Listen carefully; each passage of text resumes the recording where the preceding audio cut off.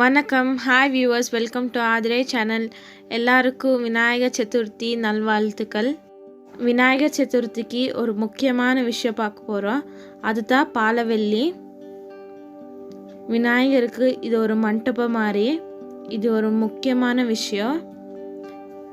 இது எப்படி ரெடி பண்ணுறது நம்ம பார்க்கலாம் ஃபஸ்ட்டு. அப்புறமா அது பாலவெள்ளி எதுக்கு முக்கியம், அது பின்னால் இருக்கிற கதை உங்களுக்கு சொல்ல போகிறேன். வீடியோவை லாஸ்ட் மட்டும் பாருங்கள். இது மரத்தில் செஞ்சிருந்து பாலவெள்ளின்னா இப்படி தான் இருக்கும். இது விநாயகருக்கு மண்டபம் மாதிரி. இந்த பாலவெள்ளி அலங்கரிக்கிறதுக்கு குங்குமம், சந்தனம், இது உங்களுக்கு ஆன்லைனில் கூட கிடைக்குது. மஞ்சள், இது மஞ்சள் நூல். உங்களுக்கு மஞ்சள் நூல் கிடைக்கலன்னா வெள்ளை நூலுக்கே மஞ்சள் தடவிக்கலாம்.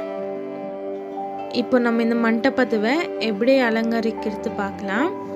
இது நீட்டாக கழுவிடணும். ஃபஸ்ட்டு இப்படி மஞ்சள் எடுத்து ஃபுல்லாக பூசிக்கலாம். இது விநாயகர் சதுர்த்தி ஒரு நாள் முன்னாடி இது நல்லா கழுவிட்டு நம்ம இது ரெடி பண்ணி வச்சுக்கணும். இது நம்ம வாசப்படி மஞ்சள் பூசுகிற மாதிரி தான். பார்க்குறதுக்கே ரொம்ப நல்லா மங்களகரமாக இருக்கும். நம்ம ஃபுல்லாக 4 பக்கம் கீழே காலு கிட்ட எல்லாம் மஞ்சள் பூசிக்கலாம். நல்லா பார்த்தீங்கன்னா எவ்வளோ நல்லா ஒரு லுக்காக இருக்குது.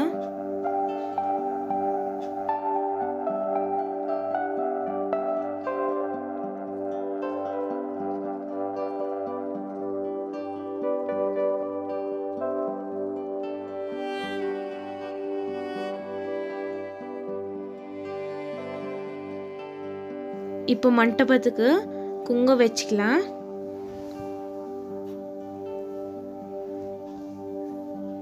மஞ்சள் குங்குமம் கௌரி கணேஷா மாதிரி.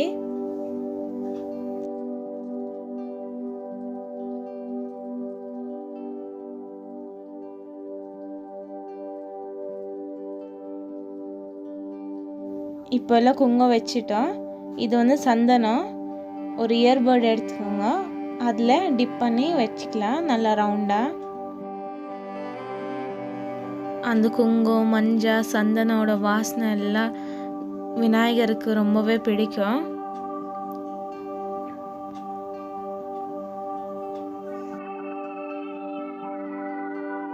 இப்போ நம்ம பாலவெள்ளிக்கு பழம் கட்டணும்.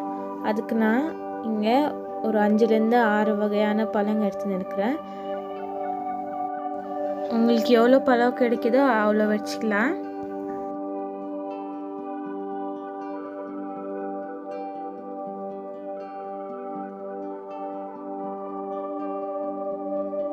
அந்த மஞ்சள் நூல் இருக்குதில்ல, அதை அந்த பழத்துக்கு கட்டிக்கலாம் நம்ம டைட்டாக. நல்லா கிரிப்பாக கட்டிக்கோங்க. நம்ம இப்படி தொங்க விட போகிறோம் மண்டபத்துக்கு. எல்லா பழம் இப்படி கட்டி வச்சுக்கலாம். இப்போ நம்ம மண்டபத்துக்கு பழம் கட்டிக்கலாம். நல்லா டைட்டாக கட்டிக்கோங்க கிரிப்பாக.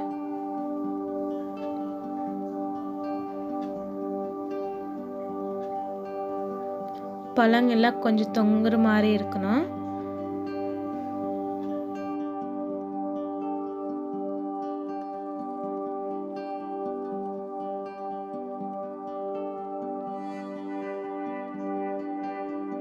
மண்டபத்துக்கு சைடில் தோரண மாதிரி கட்டுறதுக்கு நான் பேரட் டெக்கரேஷன் பண்ண போகிறேன். இது தேங்காய் மரத்தோட இலை. இப்படி சிங்கிள் பீஸாக எடுத்துன்னு இருக்கிறேன்.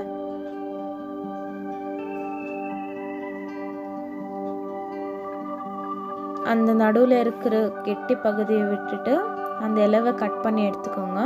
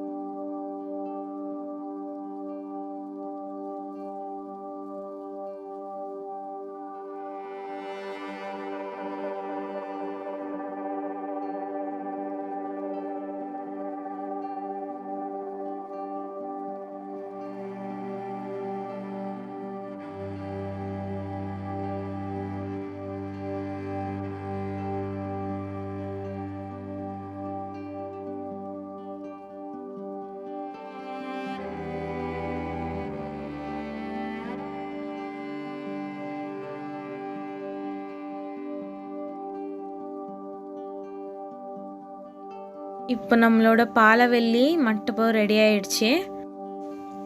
விநாயகர் சதுர்த்தி அன்னைக்கு இந்த பாலவெள்ளி கட்டுறது ரொம்பவே முறையாக வந்துட்டே இருக்குது. விதவிதமான பூக்கள், பழங்கள் இந்த பாலவெள்ளிவை அலங்கரிக்குவாங்க.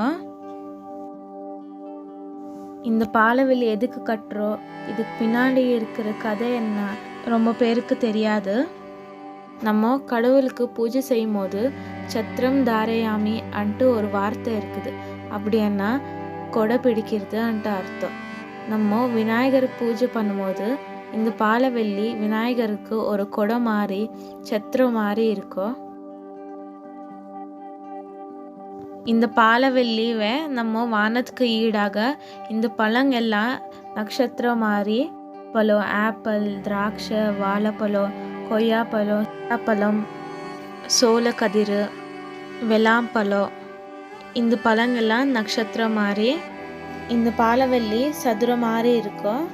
இந்த பாலவெள்ளி எவ்வளோ கரெக்டாக அழகாக நீட்டாக வருதோ கணேஷோட மண்டபம் கூட அவ்வளோ அழகாக இருக்கும். விநாயகருக்கு ரொம்ப பிடிக்கும். நம் கணேஷாவுக்கு பூஜிக்கும் போது அந்த மண்டபத்து மேலே 21 விதமான இலைங்களோட அலங்காரம் பண்ணிக்கலாம். மா இலை, பில்லு, சீத்தாப்பழம் இலை, கொய்யாப்பழம் இலை, இறக்கை இலை, மா இலை தோரணம் அலங்காரம் பண்ணிக்கலாம். ஸோ வியூவர்ஸ், இந்த பாலவெள்ளி உங்களுக்கு எதுக்கு முக்கியம்னு தெரிஞ்சிருக்கோம். உங்களுக்கு இந்த வீடியோ பிடிச்சிருந்துச்சுன்னா அதே சேனலுக்கு லைக் பண்ணுங்கள், ஷேர் பண்ணுங்கள், சப்ஸ்கிரைப் பண்ணுங்கள். மறக்காமல் கமெண்ட் பாக்ஸில் கமெண்ட் பண்ணுங்கள். தேங்க்யூ.